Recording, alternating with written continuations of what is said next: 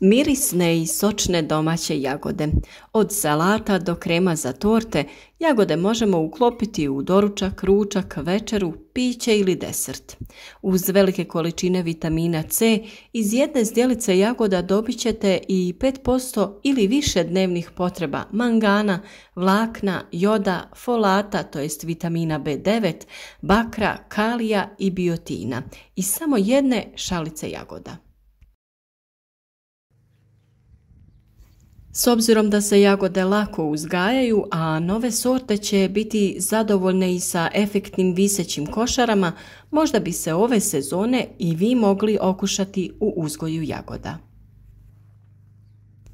No jeste li znali da postoje stotine sorti jagoda? Najopćenitija podjela je na mjesečarke i jednorotke, ali i one mogu biti rane, srednje i kasne. Za industrijsku proizvodnju češće se koriste jagode jednorotke koje dozrijevaju u maju i junu, dok su za jednostavnije i kućne nasade prikladnije mjesečarke.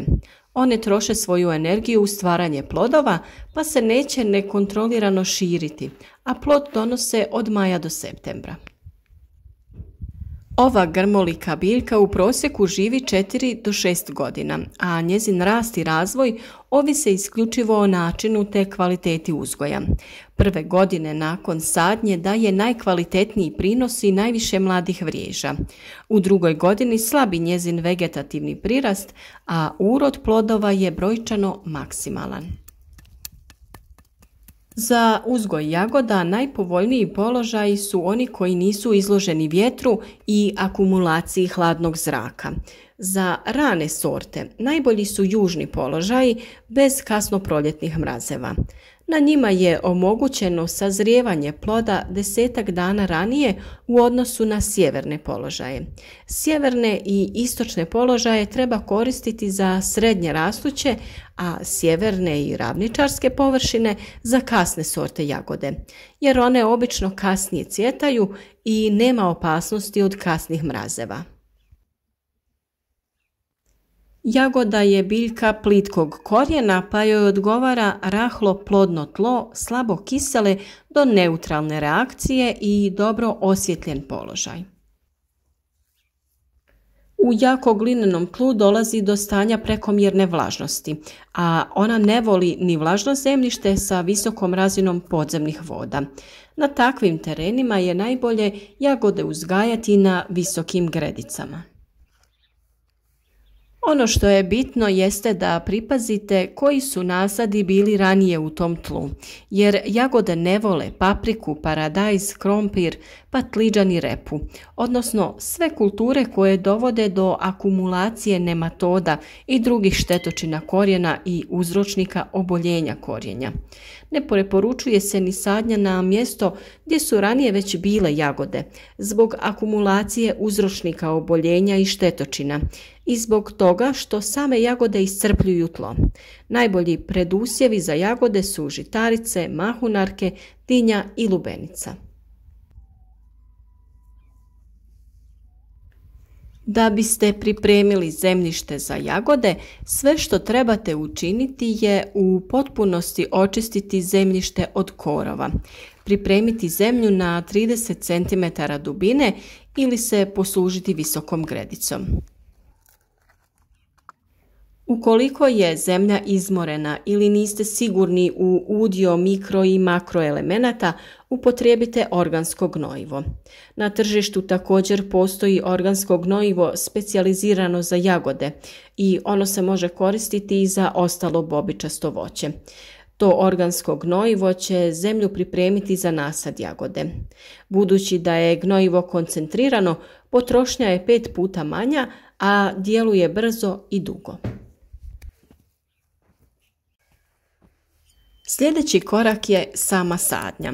Jagode sadimo u razmacima od 20 do 30 cm.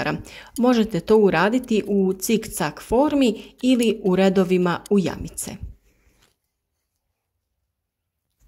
U njih možete dodati 2 do 4 kašike organske simbioze.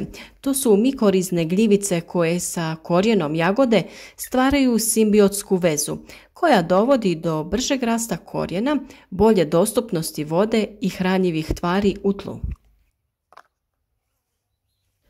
Ono što je vrlo bitno da znate jeste da su jagode osjetljive na dubinu sadnje, pa pripazite da su posađene na dubinu na kojoj su rasle u rasadniku. Svi listovi, a pogotovo oni središnji, moraju biti iznad zemlje.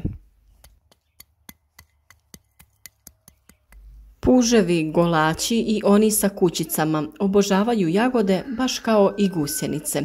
Najbolji način za zaštitu biljaka je malčiranje. Prekrivanje zemlje korom kokosa je posebno učinkovito, a kao što možete koristiti i običnu slamu. Suho lišće koje je svima dostupno je također dobra opcija. Malč je također jako bitan jer blokira svjetlost i sprječava rast korova. On održava fizičku strukturu tla jer sprječava da kiša sabije zemlju ili je odvuče sa gredice. Povećava toplinu i vlažnost tla, pa se povećava prinos jagoda za 20 do 30%. Također se povećava i kvaliteta uroda jer malč sprječava truljenje ploda jer isti ne leži na zemlji. Ubrzava se sazrijevanje ploda za 3 do 4 dana, a zbog strukture malča puževima je onemogućeno puzanje. Ono što je za jagode vrlo bitno je vlaga, to jest navodnjavanje. Uslijed nedostatka vlage u tlu, korijenski sistem se nedovoljno razvija u površinskom dijelu tla, sadnica se ne grana, pa se posljedično smanjuje bujnost i rodnost, a plodovi ostaju sitni i nekvalitetni. Idealno navodnjavanje jagoda je sistemom kap po kap. Površinski sloj zemlje se brzo isušuje, pa zbog plitkog korijena zemlju treba neprekidno održavati ravnomjerno vlažnom. Jagodama je potrebno navodnjavanje početkom cvjetanja, tokom zrenja i po završetku svih berbi. S obzirom da se jagoda sadi u vrlo gusti sklop i ima veliku lisnu masu, tlo neophodno mora sadržavati 75 do 80% vlage. U intenzivnoj fazi rasta naglasak treba staviti na ishranu dušikom i kalijem, a u fazi zametanja plodova iz riobe na fosfor i kalij. To možete riješiti organskim tekućim gnojivima koja možete lako dodati u sistem za navodnjavanje ili prilikom klasičnog jutarnjeg zalijevanja kod vaših manjih nasada.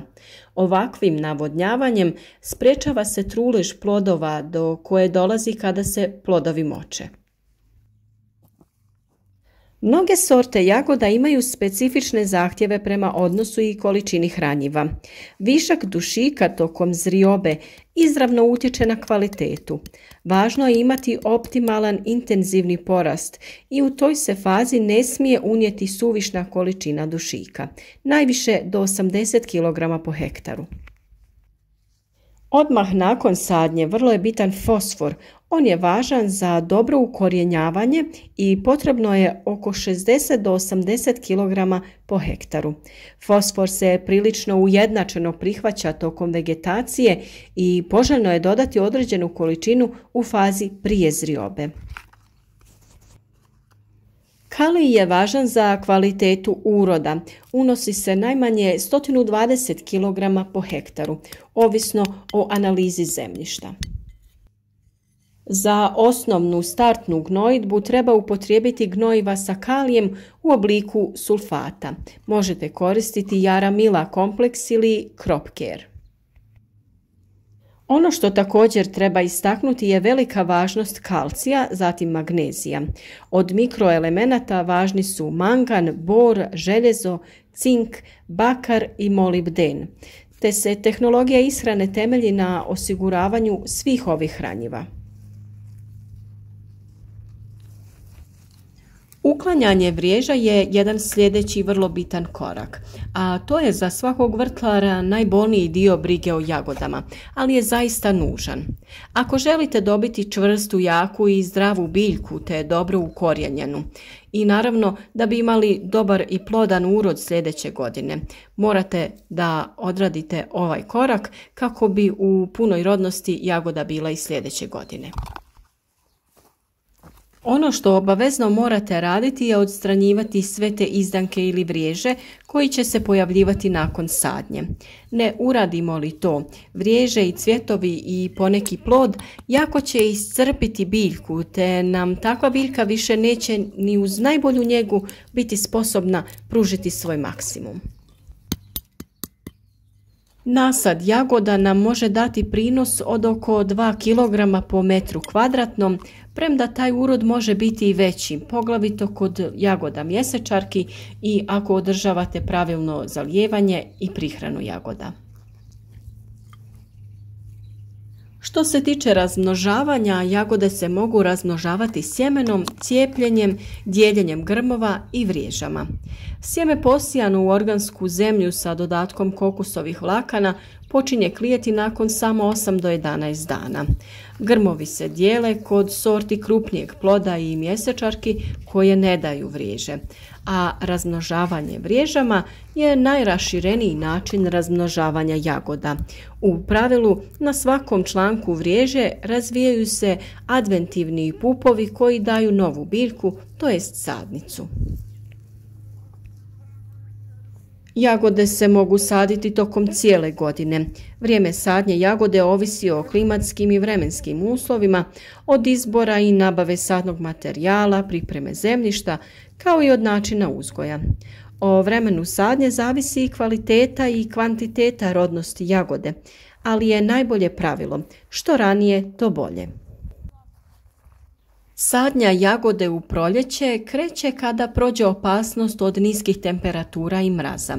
Izborom odgovarajućeg načina sadnje jagode u proljeće, načine obrade tla i izbora sortimenata možete ostvariti odlične rezultate.